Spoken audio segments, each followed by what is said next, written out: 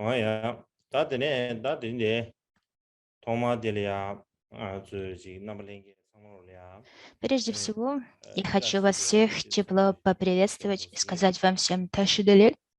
안달이 돼야 Начиная с сегодняшнего дня, 아니 망어 야수 지모체제 мы начинаем 다들이 летнее учение «Истоки тайной 수비인데 мантры» Марнок. 대주과 김제르부터 조대 Причина, по которой мы начинаем 알아서지 эти учения, 거규베기 заключается в том, 시르게 что 군다 я вижу 나버로도 необходимость 인산지 взрастить 콩러다 슝자체제 знания 라베아기 답대야기 среди 다지 практикующих 타니든지 центров 자샤기 Кагью 다 자티즈나로리아 슈데베기 и в особенности 지 자바다 монахов 수만남리아 и монахинь, 상하단 제베기 которые 도도르 중세르 принадлежат к 베르삼네 ритуальным секциям монастырей, 드네 디제 야슈르 развить 수기마데 знания всех их традиций 다 тантры, 성지다 ваджраяны. 참여기 켄켄버브제 저 귤마발 로자네 순제네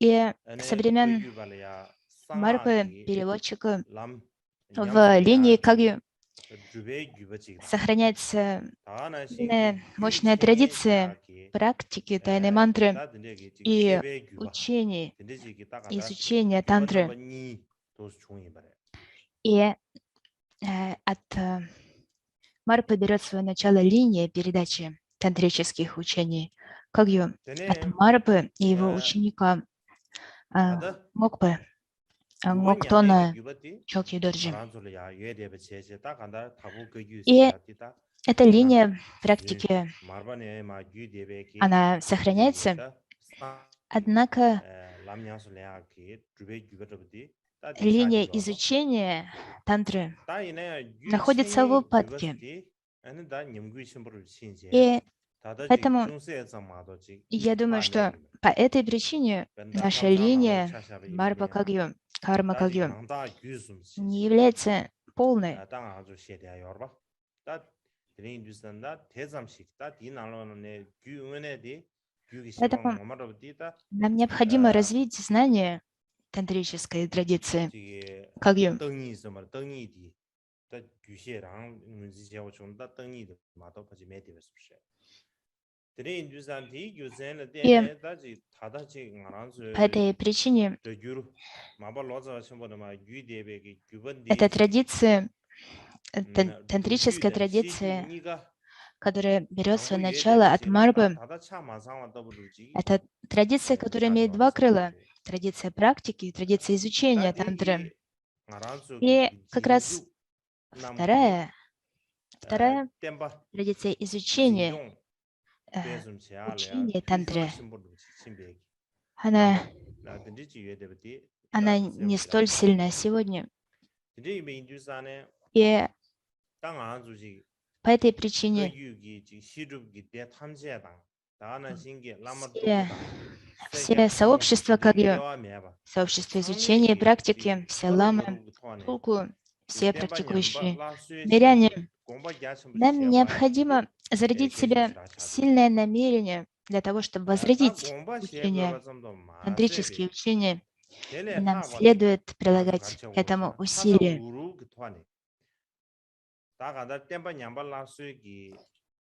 И причина, по которой мы изучаем тантру, для того, чтобы применять эти учения на практике. И именно это является нашей главной мотивацией, и очень важно помнить об этом. И эти учения, летние учения, называются «Истоки тайной мантры» и имеют краткое название Мар-Мок, учение традиции Марпы и Мокпы, Моктона Чокьюдорджи. Марпа, переводчик Марпа Луцаво и его сердечный ученик Мокпа – это именно те отцы-основатели, от которых проистекает традиция тантры. И мы называем эти учения их именами не для того, чтобы дать им какое-то впечатляющее, красноречивое название. Мы не хвастаемся именами и величием истории отцов-основателей линии, поскольку если мы будем хвастаться этим и при этом оставаться ленивыми, ничего не делать для сохранения этой традиции, то есть опасность того, что эта традиция сгниет в корне, исчезнет. Поэтому нам следует понимать, откуда происходит традиция,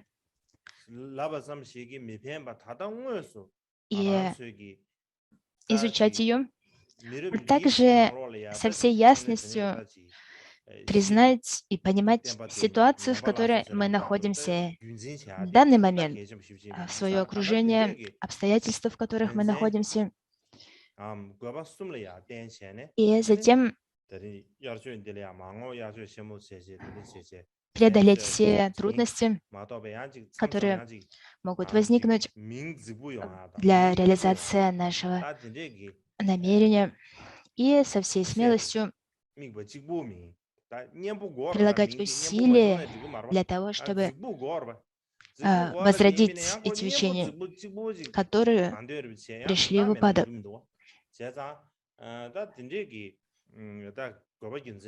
И именно такие причины, по которым мы начинаем эти летние учения сегодня.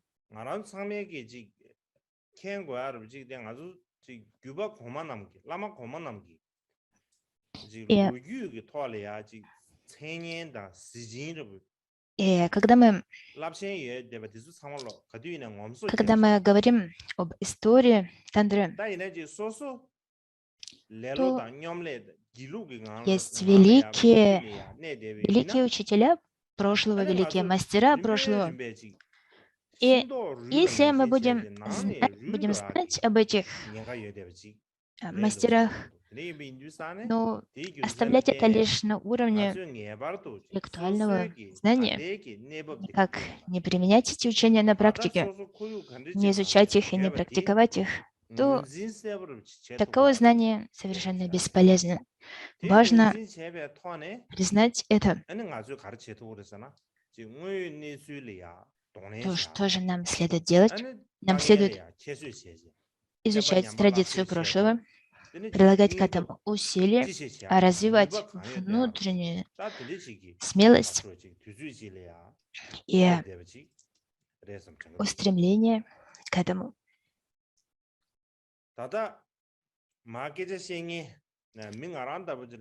И хотя я буду учить вас этой теме, это не означает, что я большой знаток этого. Я небольшой знаток этих вопросов. Но, тем не менее, я никогда не утрачивал намерение в распространении, поддержании учения, несмотря на внешние и внутренние трудности, которые возникают на моем пути. Я пытаюсь делать все, что в моих силах, для того, чтобы продолжать двигаться вперед. И иногда я не вижу путь, который открывается передо мной, но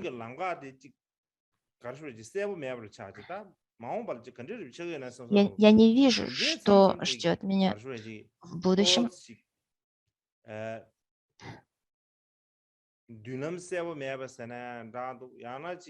Иногда я вижу это, но будущее мне не совсем ясно.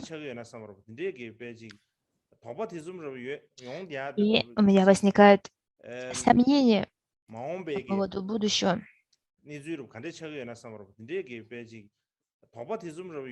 И хотя у меня есть такие сомнения, тем не менее, я пытаюсь развить в себе уверенность для того, чтобы продолжать двигаться вперед. Хотя сейчас я не вижу, что ждет меня в будущем.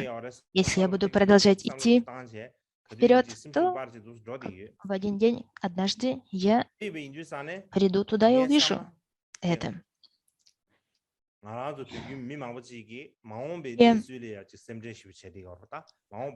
Я, как и все люди, волнуюсь о будущем. Все мы думаем о том, что ждет меня в будущем. Мы все волнуемся, у нас всех есть сомнения и страхи по этому поводу. Однако я считаю, что подобные страхи свидетельствуют о том, что у меня недостаточно смелости, поскольку если бы у меня была сила, у нас была сила сердца, ментальная сила, намерение, тогда мы бы не волновались о тех сложностях, которые ждут нас в будущем. Поэтому так важно зарождать веру, уверенность и продолжать двигаться вперед. И несмотря на то, что нас ждет в будущем, нам следует прилагать усилия для того, чтобы продолжать идти. Я считаю, что это очень важно. Я отклонился от темы. Давайте перейдем к нашей основной теме наших учений.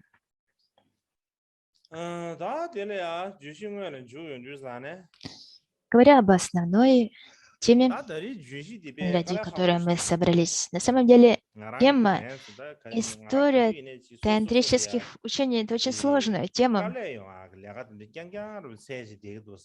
Когда я думаю об этом, то я понимаю, что это очень сложно.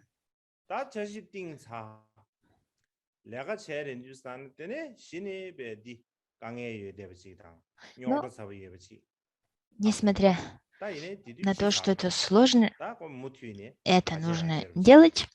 То есть я чувствую, что есть в этом необходимость. И поэтому я решил провести эти сложные учения об истории тантрической линии, и я понимаю всю сложность такой темы. И я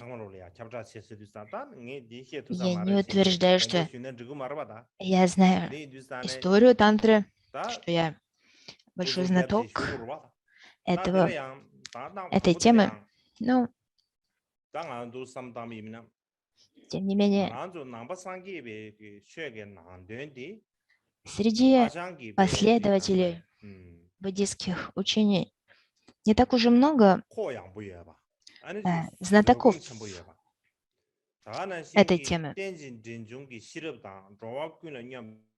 И это касается не только истории тантры, но знатоков истории в целом.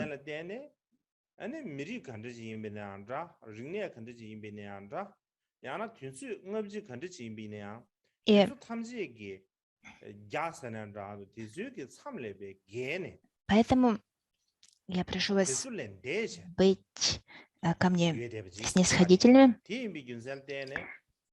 Причина, по которой мы должны говорить об истории Индии, заключается в том, что история тантры неотделима от общей истории Индии. И значение буддийской дхармы заключается в философии и практике с обширным воззрением, великим терпением и мудростью, пониманием взаимозависимости. И буддийская дхарма, она выходит за любые границы национальности, областей знания, времени и так далее. И даже через 2500 лет после своего возникновения буддийская дхарма, она сохраняет свое значение и важность практического использования, и она выходит за любые ограничения языка, тем изучения, а также любых привычек мышления. Так,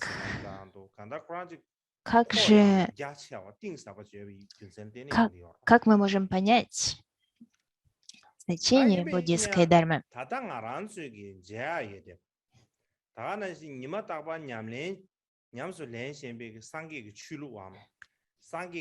Как мы можем понимать те практики, тантры, которые мы делаем каждый день? К примеру, почему Будды, Бодхисаттвы проявляются в определенных формах? Почему мы используем определенные термины? Почему мы используем определенную философию, объясняя эти термины? К примеру, почему Авалокитешвара проявляется именно так, как мы это описываем? Это определенные принципы, согласно с которыми мы описываем проявление тантры. Однако при этом следует понимать, что есть определенные конвенции, формы, в которых мы описываем тантрические проявления.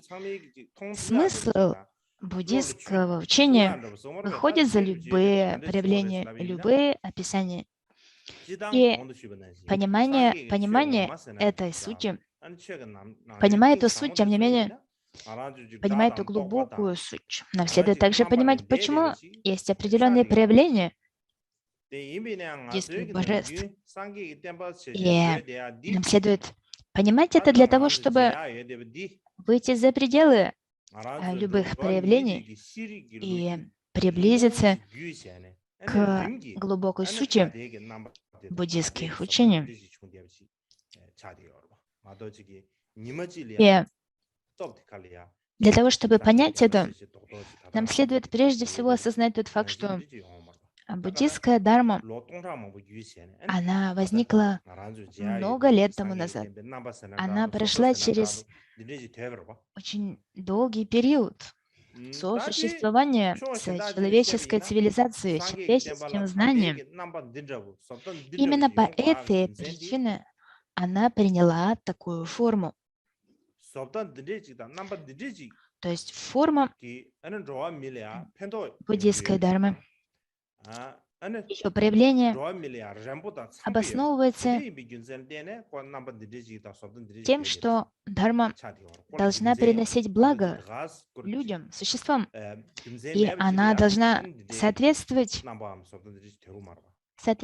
их представлениям.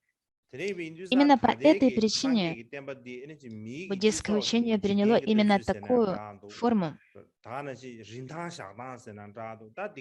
И именно поэтому буддийская дхарма должна соответствовать культуре, способу мышления людей, для того, чтобы приносить им благо, чтобы быть им понятны.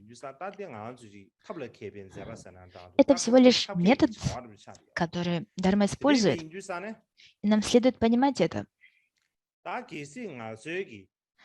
И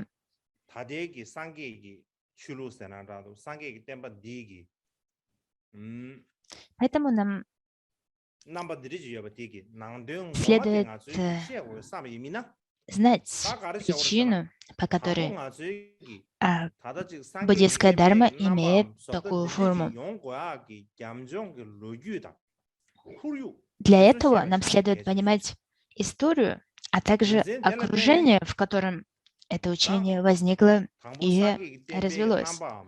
Поскольку именно на основании истории и окружения это учение приняло определенную форму. И именно поэтому нам следует взглянуть на историю Индии, поскольку именно в Индии зародилось учение буддизма.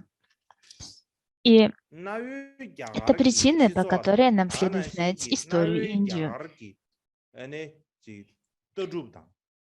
И общество Древней Индии, философия, логика, способ мышления, а также различные способы описания тем, которые затрагивают буддизм, повлияли на формы и методы техники буддизма.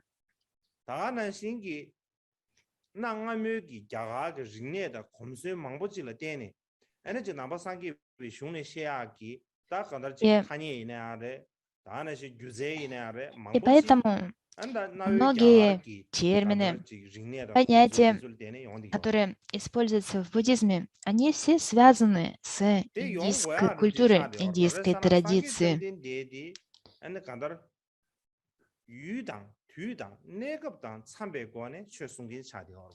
И все это сводится к тому, что делал сам Будда, поскольку Будда даровал учение в соответствии с местом, временем, склонностями людей, которые это учение получили. Именно поэтому учение, которое даровал Будда, учитывает культуру, традиции общества, которым он учил. И Будда учил так для того, чтобы людям, которые его слушали, было легче понять то, о чем он хотел сказать.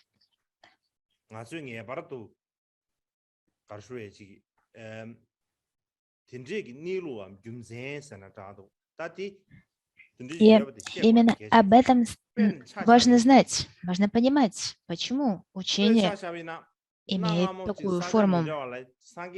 К примеру,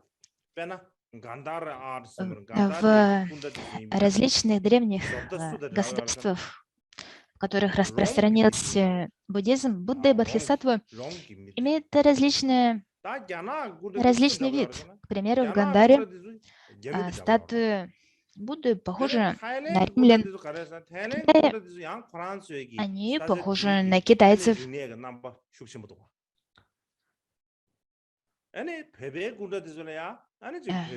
Статуи в Таиланде похожи на людей, которые живут в Таиланде. И в Тибете есть определенный вид статуи. К примеру, если предложить тибетцу выбрать между тайской статуей и тибетской статуей, к примеру, сказать, вот две статуи Будды, это Будда и это Будда. Какую статую ты выберешь? Большинство людей выберет тибетский вид статуи, статую в тибетской традиции.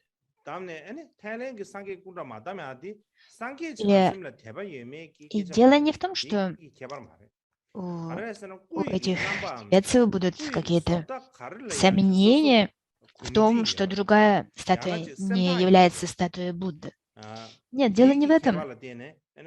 Дело в том, что у этих людей вера в Будду и Бодхисаттв, но тем не менее они выберут ту статую, образу, которой они чувствуют близость. Они выберут то, с чем они чувствуют близость. И если тибетцам попросить использовать тайскую статую для опоры практики прибежища, то у таких людей, возможно, возникнут сложности с зарождением веры. Им будет некомфортно. Хотя на самом деле это один и тот же Будда, что в Таиланде, что в Тибете. И поэтому нам следует прежде всего, для того, чтобы понять историю тайной мантры, нам следует понять ее истоки. И для того, чтобы понять истоки тайной мантры, нам нужно знать историю. И история тайной мантры она неразрывно связана с историей буддизма, историей буддизма в целом. А для того, чтобы понять историю буддизма в целом, нам нужно знать историю Индии. Почему? Потому что буддизм зародился именно в Индии. Если мы будем знать историю Индии, то нам будет легче понять, каковы истоки, каково развитие тайной мантры. Если мы будем хорошо знать это, мы больше не будем отвлекаться на внешние формы и ритуалы. Это знание поможет нам приблизиться к пониманию глубокого смысла буддизма, буддийского учения.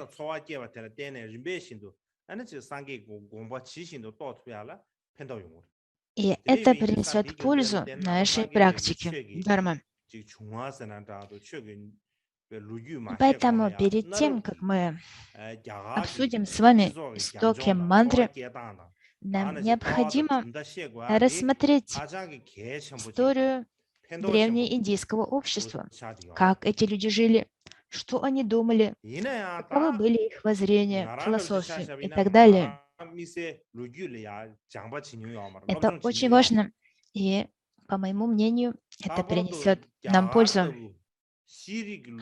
Но проблема в том, что мы никогда не изучали историю. И в особенности индийская история – это очень обширная тема. И для кого-то, такого как я, очень сложно изучить ее и тем более объяснить ее. Но среди нас, тибетцев, очень мало людей, кто знает о цивилизации или истории Древней Индии.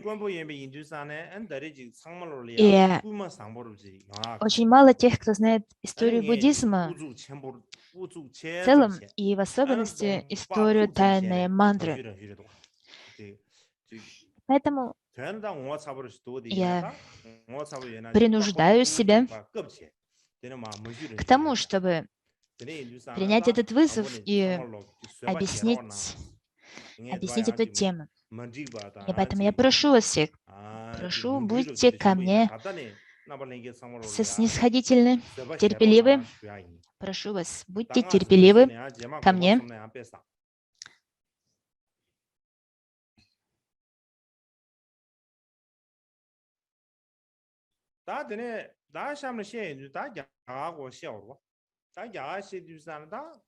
Итак, прежде всего, нам следует говорить об Индии.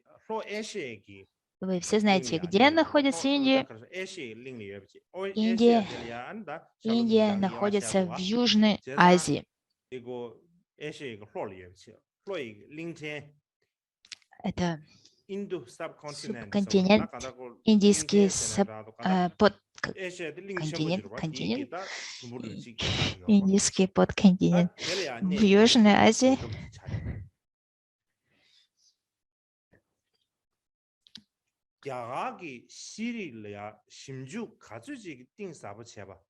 И исследование индийской истории достигло очень глубокого уровня.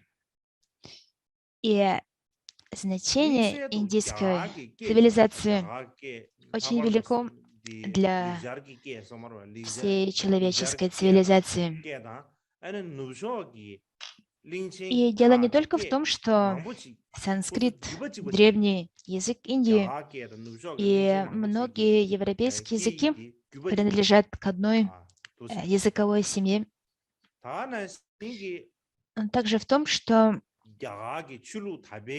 индийская религия, индийская философия, индийская логика, способ мышления распространились по всем восточным странам.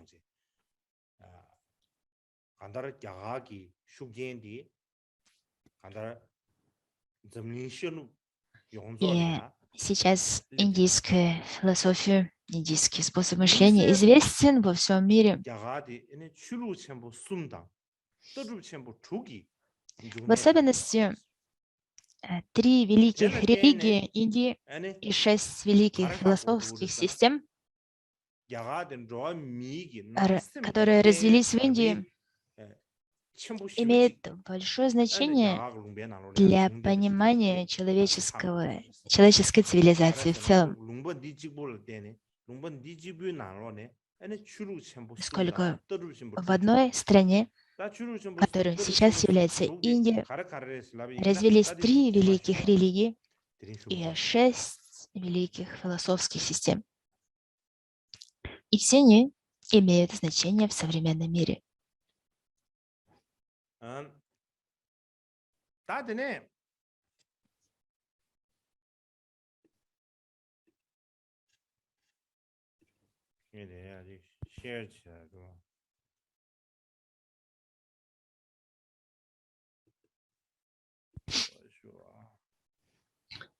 Подождите минутку. Я хочу показать вам слайд.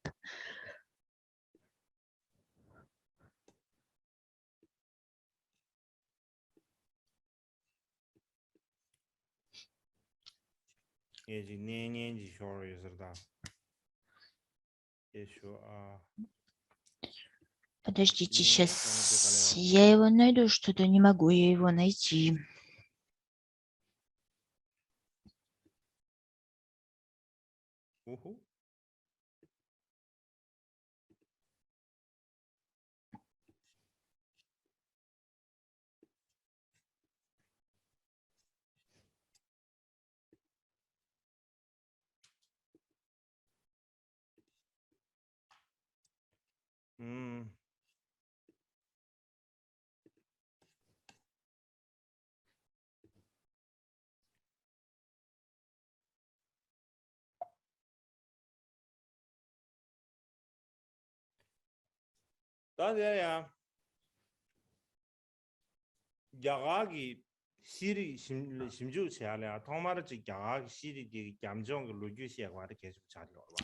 Так, первая тема исследования индийской цивилизации – это исторические истоки.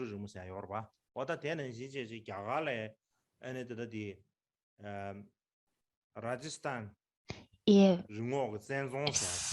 в Индии, в Раджастане есть много крепостей, которые были построены в средневековый период. Вы видите на слайде крепости Раджастана, построенные в средние века.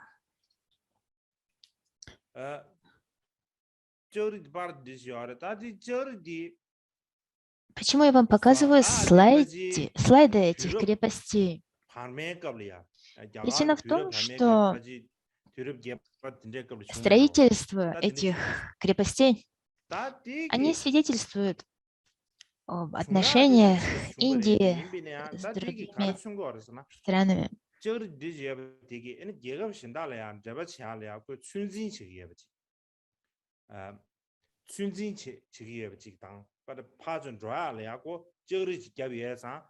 И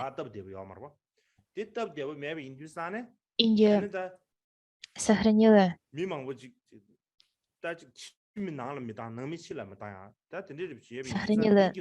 связи, они свидетельствуют о связях Индии с другими странами и с другими традициями, другими культурами.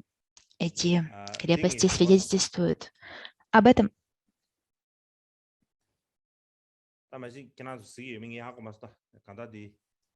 Я не знаю, видели ли вы то, что я хотела вам показать, но надеюсь, что вы видели слайд, который я вам показывал.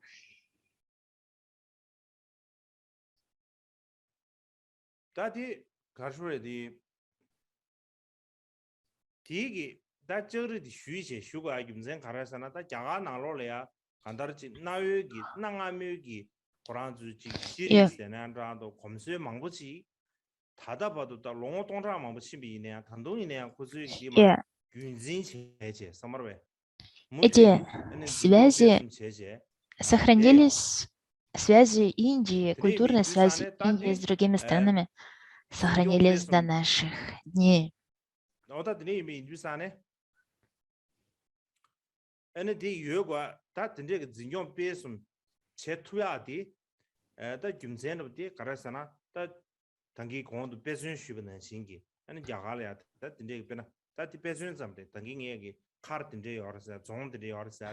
Это просто пример этих крепостей, укреплений. Они были построены для того, чтобы защищать индийские земли от вторжений извне, от вторжений других народов, которые приходили в Индию. Поскольку в Индию постоянно приходили другие люди, другие народы, и эта связь с другими народами путем внешних завоеваний, путем культурных связей, она постоянно имела место. И, наверное, нам стоит прерваться здесь на перерыв, и после перерыва я еще буду учить на протяжении 1 часа.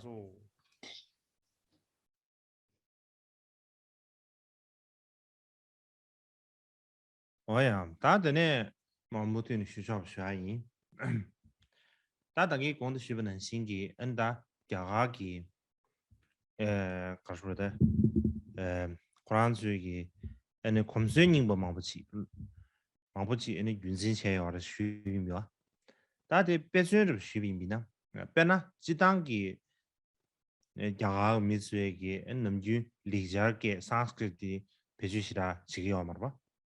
Yimbinia, Lobson Yebeg, Tumsiti Zugi, Tadun Yimbinia, and Lijarke Tony, Geshiata, Tana Singi, Zumiru, Chiat. 다 디그 루스디 질릉은기 에네다 로단다 직부직간로지 도 차려라스 대 배준직 배준이바데 가라스다나 다 대차려야 지금 아주 배저 버준치야 라세디 엔 치라야게 심무신요 친예베이냐 점시디 주의기 다동인비냐 나가묘기 루스에는 신체제 리자르 산스키티기 베스드 상물로 라베티 데기 다 르지기 엔 루스에데 엔 모티네 엔 라다치야레스. Итак, мы продолжаем русскую трансляцию. Alexander the Great сядида Greek гебожирва керачмышбижирва. Мы знаем об индийской истории, начиная с похода Александра Македонского, Александра Первого Великого.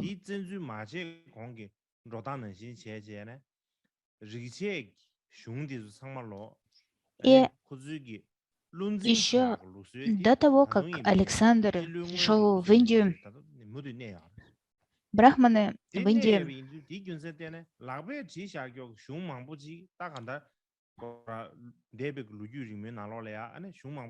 еще традиции брахманов в Индии, которые развивались до прихода Александра Великого, они поддерживаются и до наших дней. Индийские брахманы до сих пор запоминают на память Веды,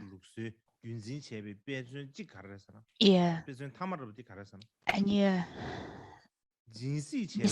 несмотря на то, что многие тексты Вед утеряны, сохраняются устные традиции. Также поддерживаются и другие традиционные способы. Например, во время ритуалов во время ритуалов подношения огня, огненных пудж, огонь создается с помощью трения двух дощечек. То есть это техника зажигания огня, которая существовала в Индии с преисторических времен, и она сохраняется до наших дней.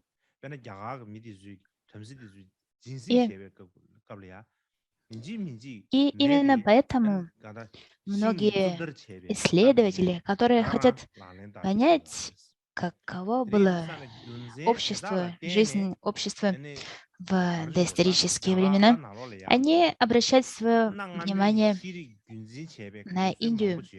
Они изучают Индию, поскольку в Индии сохранилась преисторические традиции. И если мы изучаем традицию и историю Индии, мы можем понимать истоки человечества, истоки человеческой цивилизации.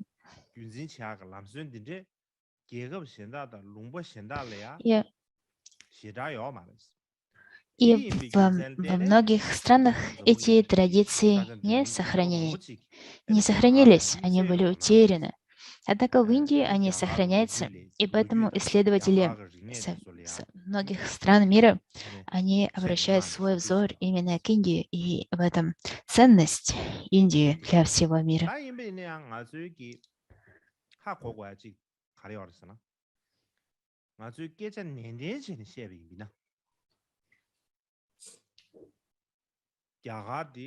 Однако, если мы захотим определить, чем же является история Индии, то, говоря прямо, можно сказать, что Индия — это страна без истории. Что я имею в виду? То, что в Индии нет никаких древних хроник, в которых было бы написано то-то и то-то произошло в такой-то год. Есть причина, по которой нет такой хроники древней истории Индии. Когда исследователи задаются вопросом, а почему нет древних хроник истории Индии, событий древней Индии, причина заключается в воззрениях древних ариев. Почему? Потому что брахманы, каста духовенства ариев, они были держателями знаний древней Индии. И именно они были теми, кто учил жителей древней Индии. В чем же заключалось учение древних брахманов? Они говорили, жизнь есть страдание, и человеческая жизнь по своей природе является страданием, и также она исполнена негативности, исполнена неблагих поступков.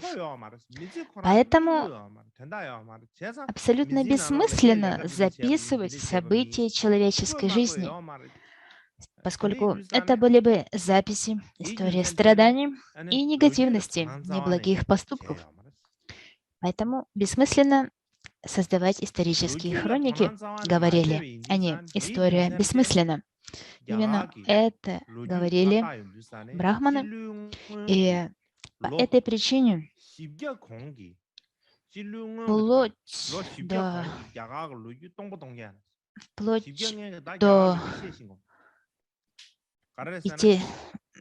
до наших дней, всего лишь 5 столетий тому назад, началось изучение индийской истории.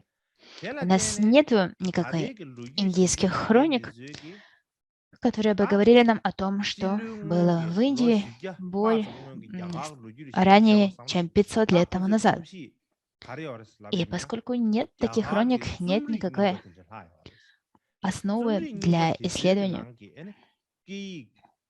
И современные историки, которые пытаются понять историю, даты в истории Древней Индии. Все, кто исследует этот вопрос, это очень сложно. Это очень сложно. Почему? Потому что нет каких достоверных знаний, нет никаких документов, которые бы служили основой для таких исследований. Если бы были такие документы, хроники, исторические хроники, то на них можно было бы опереться. Однако таких нету. И кроме того, индийская литература, древняя индийская литература, которая дошла до наших дней, она смешана с мифологией, она смешана с мифами, с историями. Поэтому, что является истиной, а что является мифом, очень тяжело определить. Невозможно понять, что является вымыслом, а что является фактом. И поэтому, по этой причине, исследователи необходимо просто делать выводы по поводу событий истории Древней Индии, основываясь на собственных идеях и предположениях, поскольку нет никаких достоверных документов, которые свидетельствовали об этой истории, о прошлом Индии. Поэтому история Древней Индии кажется великой темнотой, великой пустотой, похоже на темный лес, в котором мы идем на ощупь.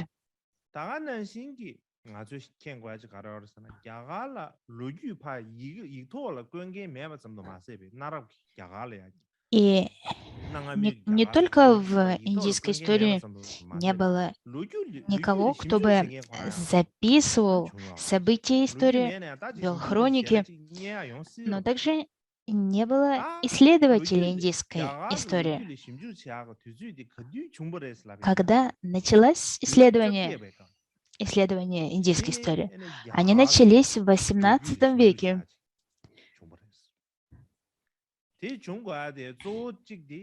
Как они начались? В это время это уже период Британской Индии, и британский посланник, первый британский посланник в Индии, он был заинтересован в индийской истории и стал настаивать на важности изучения этой истории. И именно с этим связано начало индийских исследований. И именно тогда европейцы, британцы, французы и прочие начали изучать индийскую историю. Поэтому изучение индийской истории связано с европейцами.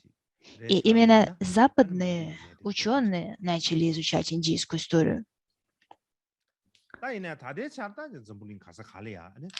И с тех пор, с XVIII века, индология, индийские студии, индийские исследования, они распространились по всему миру.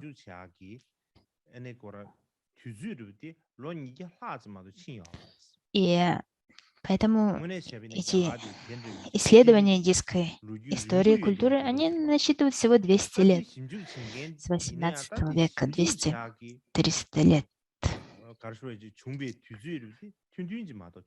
Это очень короткое время на самом деле.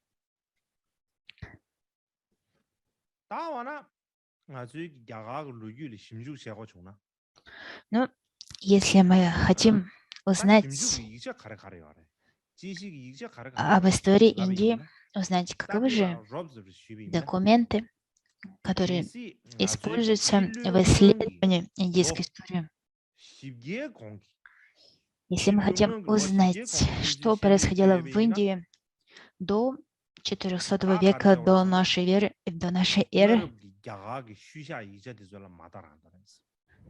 то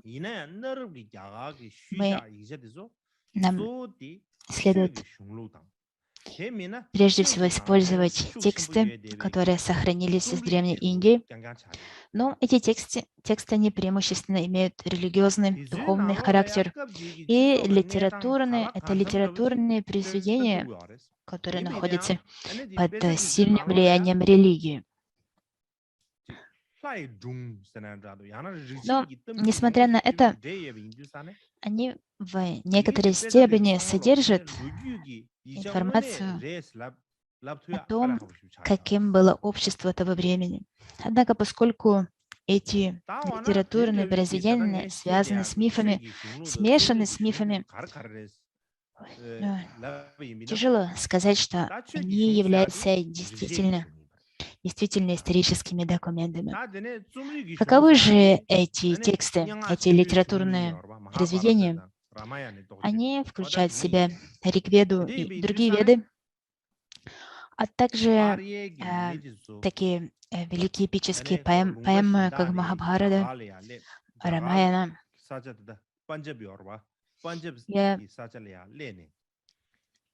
Это те литературные источники, которые были созданы в период, начиная с 1500 года до нашей эры, до 500 года до нашей эры, после того, как арии пришли в то, что сейчас является Панджабом в Индии.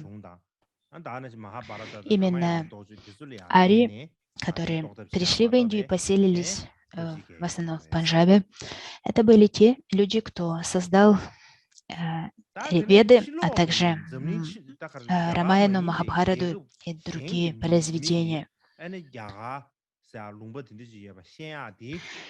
А когда же об Индии узнали за пределами Индии?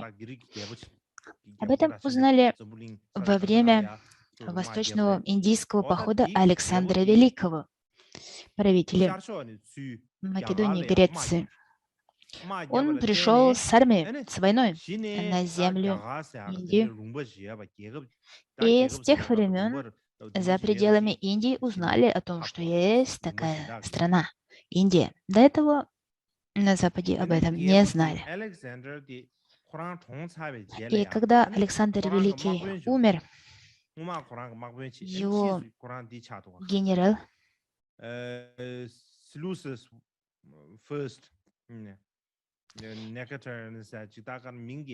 его генерал по имени Селевк I император,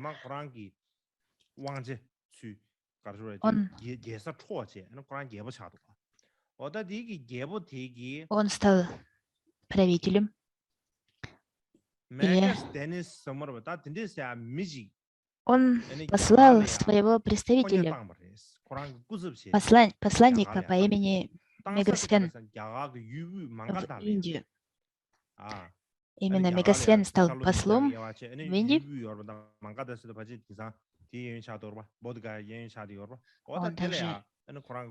Он приехал в Индию, побывал в многих местах, включая территорию современной Бадгаи. И этот посол, Мегасвен, он написал книгу, которая называется «Индиго», в которой описал все, что он увидел во время своего пребывания в Индии. Но эта книга сейчас утеряна.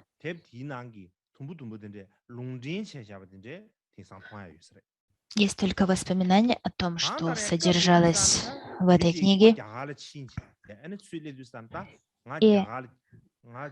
Но говорится, что когда он приехал в Индию, он записал, что я приехал в Индию, что я там увидел. И затем эта книга, когда она стала известна в Греции, Македонии, то жители этих стран, они не поверили тому, что там было написано.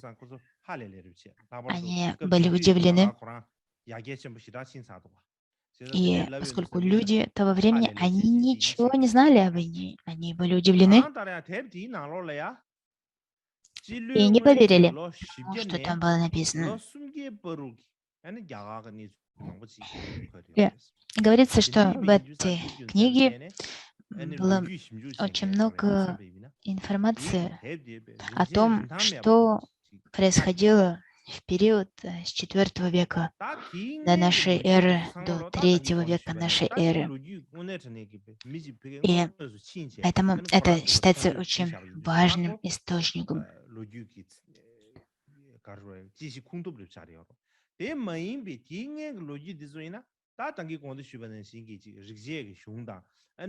Кроме этого произведения у нас есть Веды, и все, что в этих текстах, все, что мы можем прочитать в них, все те представления о Древней Индии, они основываются на догадках. И очень трудно определить с достоверностью, чем была Индия в то время. Позже, в IV веке нашей эры, китайский монах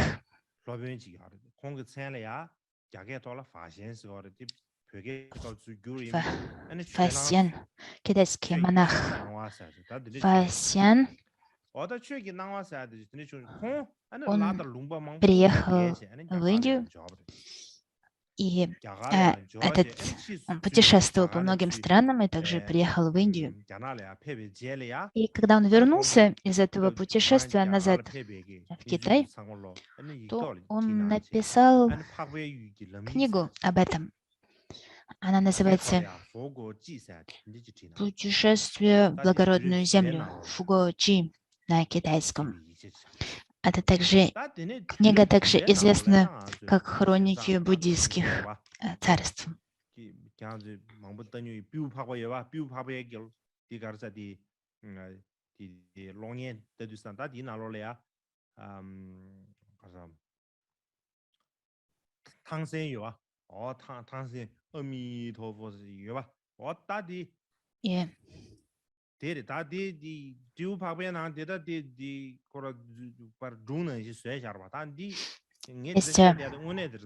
Есть история,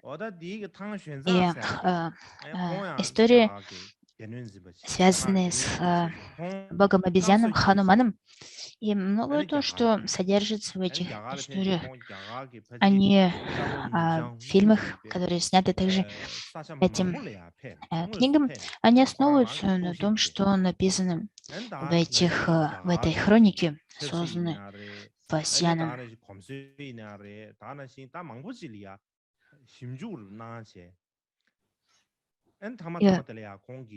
И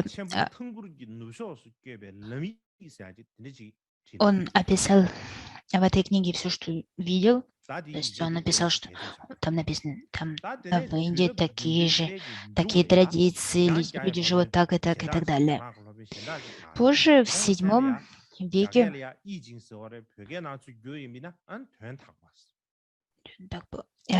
китайский ученый по имени Идзин, он прибыл в Индию. Говорится, что он прибыл по морю, то есть где-то примерно в современную Бенгалию, западный Бенгал, и он написал книгу, которая называется «Хроники буддийских практик», отосланный домой из Южного моря. То есть эта книга, он отправил по морю их в Китай. И кроме того, из VII века есть хроники, созданный другим китайским путешественником по имени Сюань Цянь, который путешествовал в Индию по суше. И он написал хроники, которые называются «Хроники Великой династии Танг в восточных регионах». И в этих хрониках очень детально описывается ситуация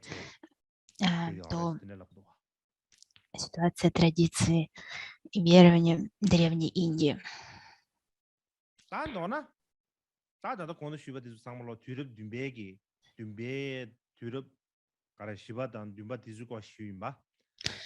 есть это хроники, которые дошли до наших дней с 4-7 века нашей эры. Кроме этого, до 13 века очень мало известно об Индии. Почему именно 13 век? Дело в том, что в 13 веке Индия попала под контроль мусульман. В Индии распространился ислам.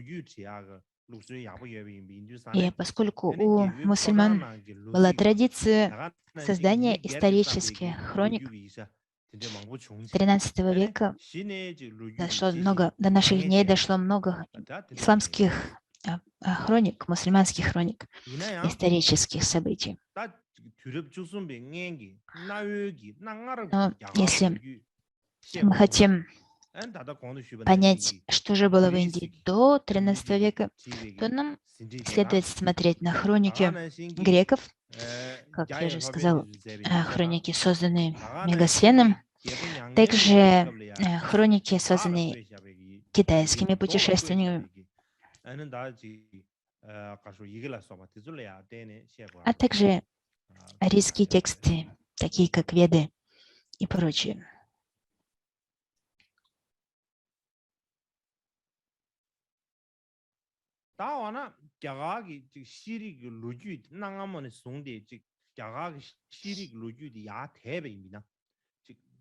Но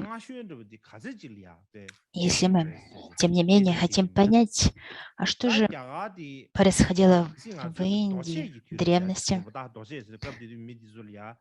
у нас есть археологические сведения, которые восходят к каменному веку. И основываясь на археологических находках каменного века, мы можем сделать заключение о том, что люди жили в Индии несколько десятков тысяч лет до нашей эры.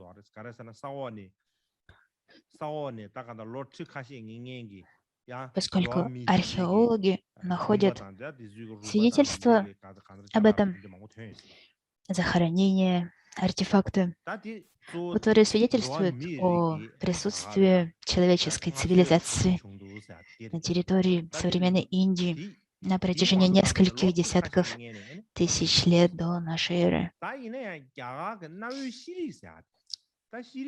Но как же установить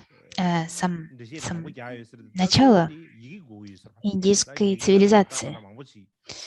Дело в том, что индийская цивилизация очень долго не использовала письменность. И, тем не менее, мы можем сказать приблизительно, что индийская цивилизация началась приблизительно в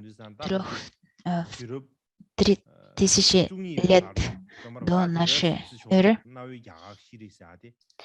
То есть промежуток времени — это 3000 век до нашей эры и до 12 века нашей эры. Это то, что называется древняя индийская цивилизация. 3000 век до нашей эры, до 12 века нашей эры. То есть, сколько же она существовала? Приблизительно 4000 лет. Это то, что это особая индийская цивилизация. Затем в XII веке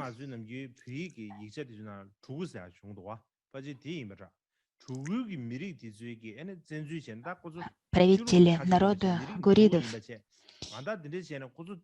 пришли в Индию из Афганистана, завоевали Индию. То есть империя гуридов завоевала Индию в XII веке.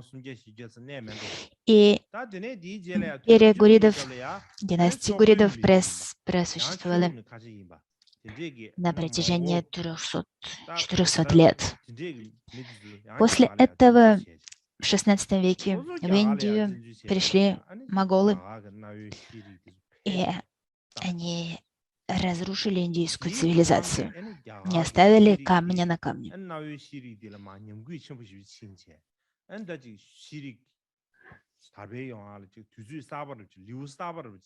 Затем, и с этим также, с приходом моголов в Индию перестал существовать буддизм в Индии.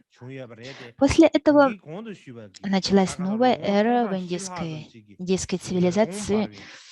И эта новая индийская цивилизация, она является выдающейся цивилизацией, но если мы сравним ее с той древней цивилизацией, которая существовала 4000 лет до нашей эры, то они несравнимы.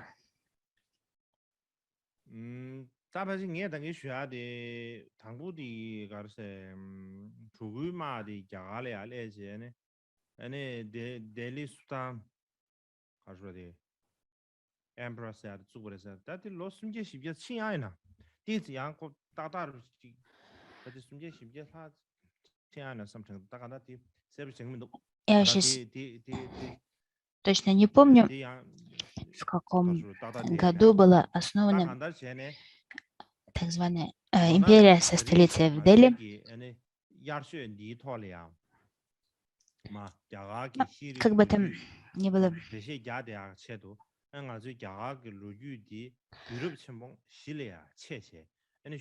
когда мы во время сегодняшнего дня мы с вами рассмотрели историю Индии до установления правления моголов. И когда мы хотим выделить определенные периоды в этой истории, то можно сказать, что в этой истории есть 4 периода. Первый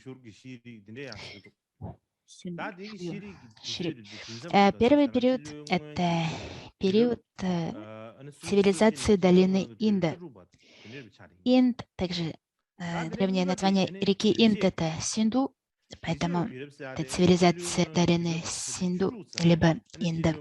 Это также цивилизация, которая называется цивилизация Хараппа, которая существовала 3400-1600 год до нашей эры.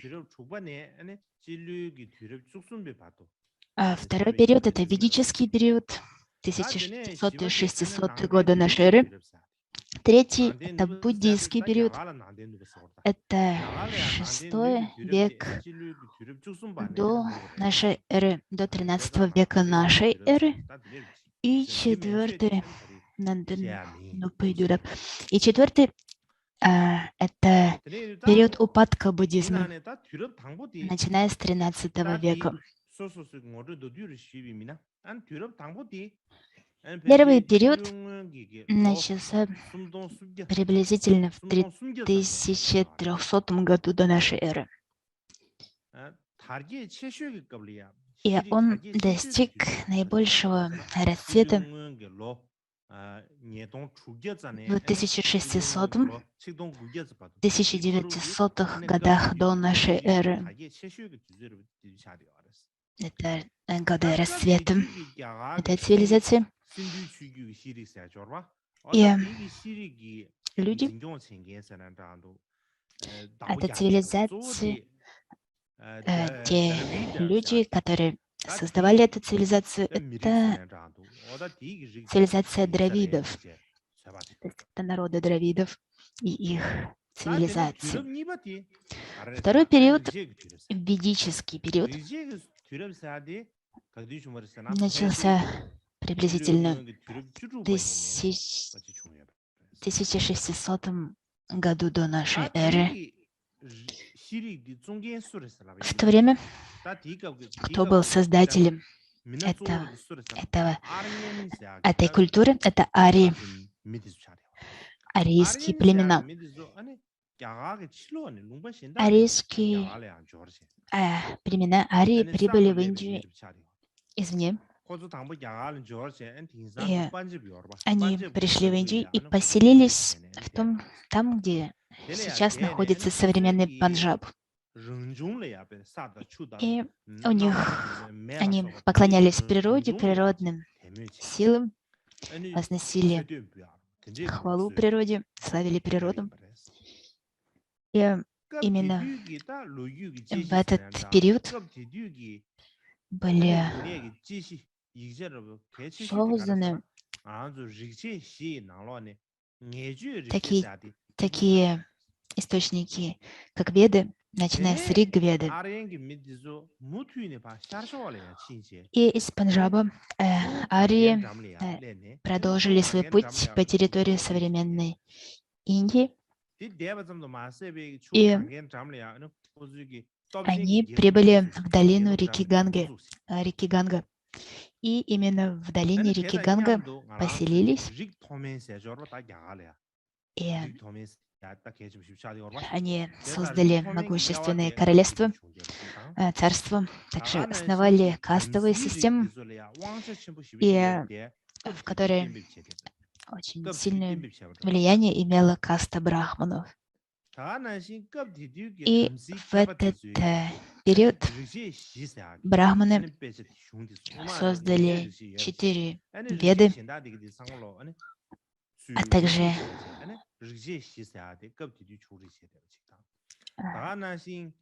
4 старые веды, а также брахман, а также такие произведения, как Брахманы и Упанишады. Это два вида великих текстов ариев, Брахманы, Упанишады, а также великие героические поэмы Махабхарата и Рамаяна. Именно в этот период были созданы все эти произведения. И именно это оказало наибольшее влияние на индийскую культуру того времени. После этого арии захватили большую часть Индии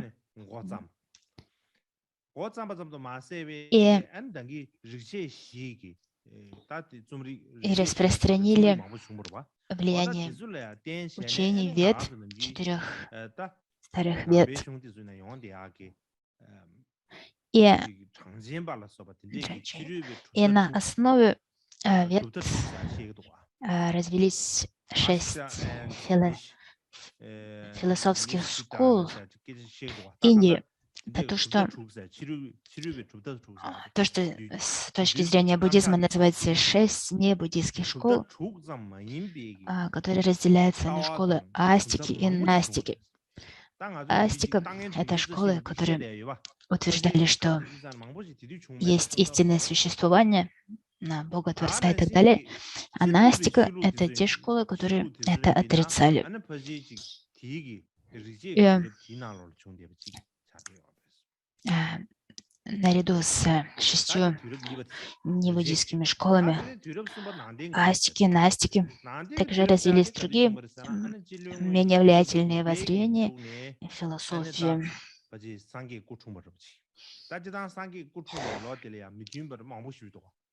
И третий период — это буддийский период. Говорится, что Будда родился приблизительно в конце VI века до нашей эры. И Именно так считается в западной буддистской науке, что Будда родился приблизительно в конце VI века до нашей эры. И в то время было много правителей в Индии, которые поддерживали учение Будды, что послужило расцвету буддистской дхармы, а также привело влияние брахманов к упадку, что их очень печалило.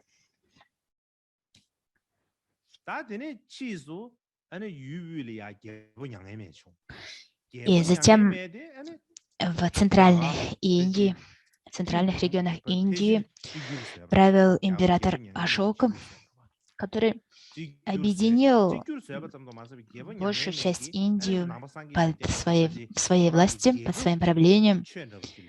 И именно Ашока сделал буддизм государственной религией своего царства. И именно тогда он созвал то, что называется первым буддийским советом. Есть много буддийских советов, вы знаете, первый, второй, третий. И Ашока созвал первый буддийский совет, совет всей буддийской общины, для того, чтобы составить канон всех слов Будды. После этого в Индии правила могущественная династия по имени династия Андра. Она появилась на юге, а также в это время на севере процветала династия Гупта. Кроме этого, с запада в Индию вторглись Бактри, и у них был могущественный царь по имени Канишка I. И царь Бактриев Канишка I, он принял буддизм, и благодаря этому можно сказать, что буддистская дхарма, буддизм распространился не только по всей Индии, но также вышел за пределами Индии. И можно сказать, что именно в это время буддизм стал всемирной религией, поскольку он вышел за пределы Индии.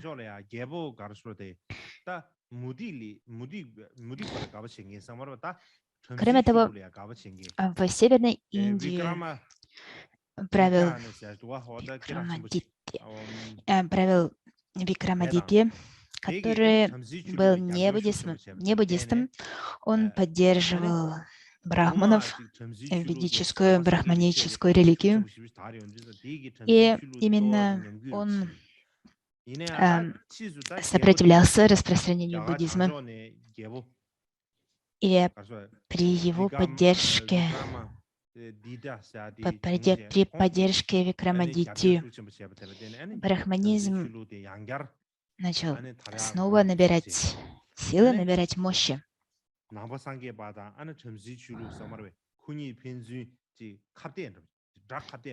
И буддистские правители и брахманические правители соперничали между собой, и много было войн между ними, конфликтов между ними.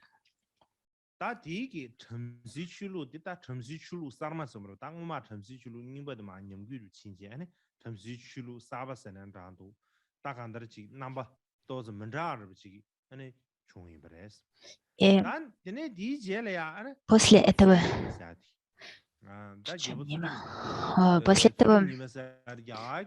появился еще один правитель в Индии по имени Харшавардхана, который был большим патроном, важным патроном, спонсором буддизма. И благодаря ему буддизм снова обрел силу, но это произошло уже почти на грани заката буддизма. И с тех пор не было больше периодов расцвета буддизма. С тех пор начался четвертый период, который мы назвали периодом упадка буддизма. Это период, когда сначала арабский халифат вторгся в Индию,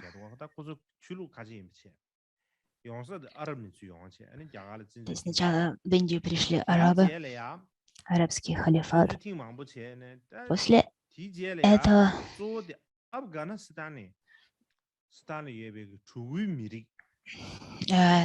тюркские народы из Афганистана вторглись в Индию. Тюрки из Афганистана, они вторглись в Индию в XIII веке. И именно они основали столицу своего султаната в Дели. Так возник государство под названием Делийский султанат в XIII веке. И в этот период начался значительный упадок буддизма.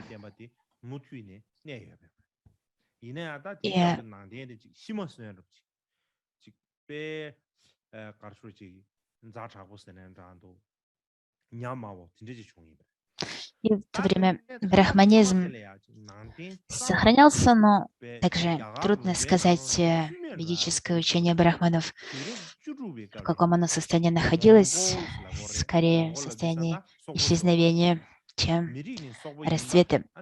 После этого, начиная с XVI века, в Индию начали вторгаться монголы, и в конце концов они установили на территории Индии монголскую династию, династию великих монголов.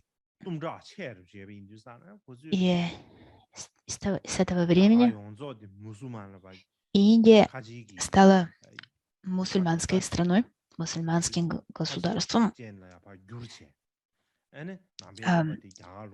Население Индии было обращено в ислам, а буддизм в Индии был истреблен, искоренен. И именно так мы можем характеризовать эти 4 периода индийской цивилизации. Однако при этом следует помнить, что нет одного подхода, одного взгляда на периодизацию индийской цивилизации, нет какого-то одного подхода, который считался бы стандартным.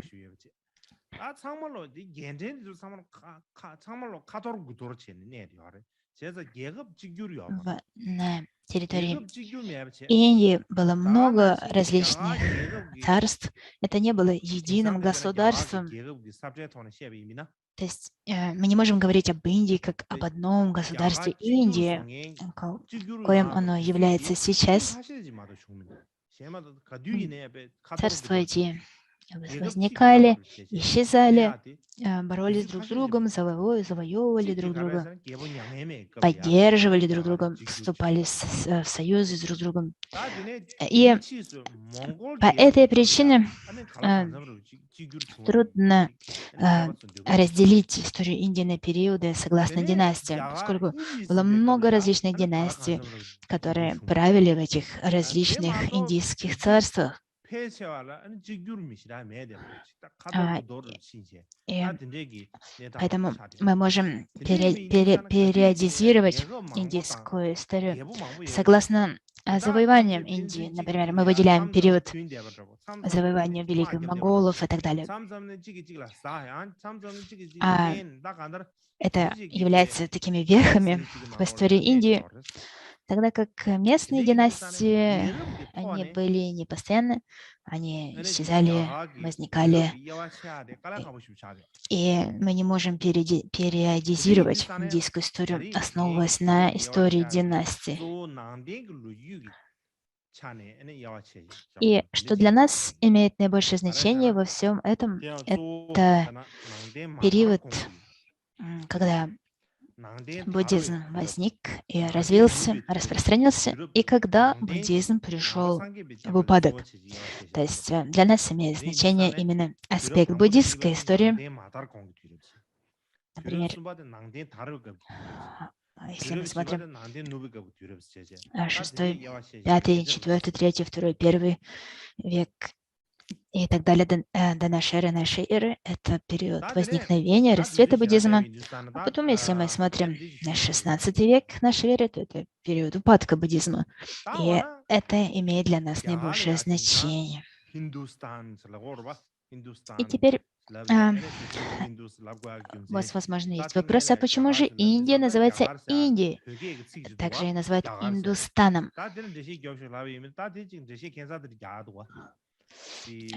На тибетском Индия называется Гегар, страна благородных. Почему же в основном Индия известна как Индия?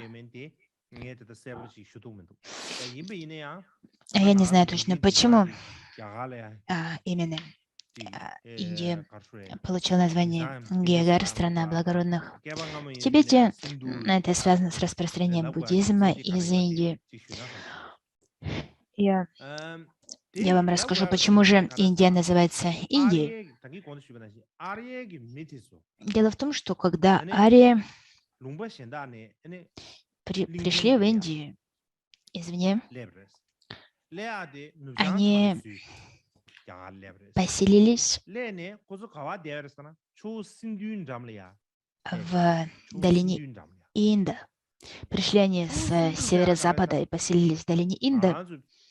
И Инд называется Синду. Древнее название реки Инда — Синду. Река Синду, либо Инд, берет свое начало в Тибете, в Гималаях. И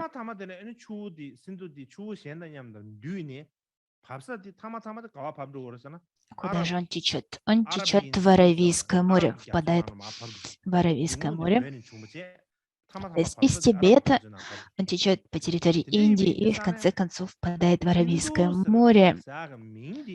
И это название Хинду, либо Инду, оно происходит от названия этой реки. На санскрите Инд назывался Синду.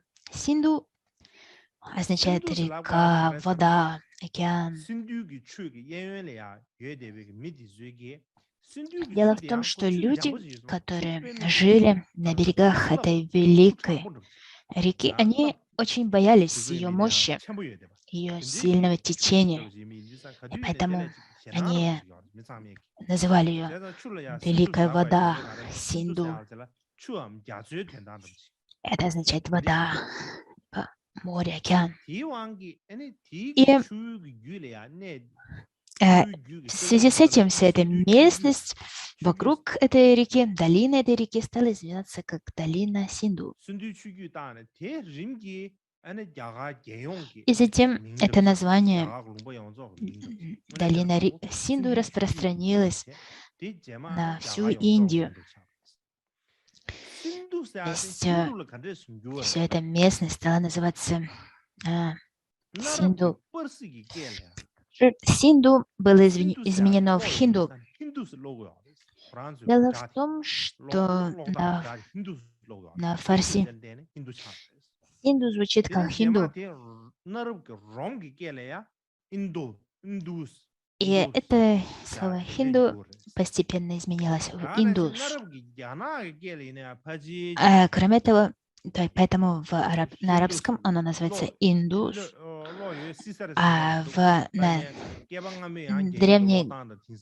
древнем Китае Индия называлась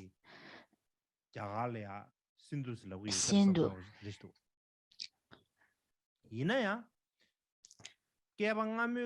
Однако древние индийцы себя не называли хинду, не называли свою страну Синду, они называли свою страну Бхарата, а также Джамбудвипа.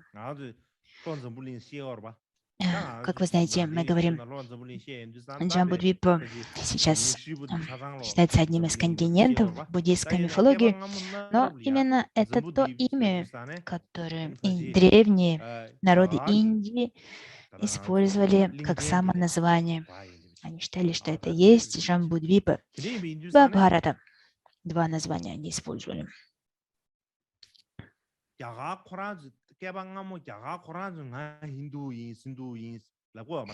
То есть древние жители Индии, они не говорили мы инду и так далее. Это имя, которое по отношению к ним использовали их соседи, прежде всего персы. И затем, к примеру, персов последовали римляне, и они также стали называть эту землю Инду. То есть это сначала было перским, и названием потом римским. И это стало общепринятым названием страны, земли. Поэтому помните о том, что это не является самоназванием, оно имеет такую историю. Я много о чем говорил сегодня. Время очень быстро истекает. Поэтому давайте на этом сегодня остановимся.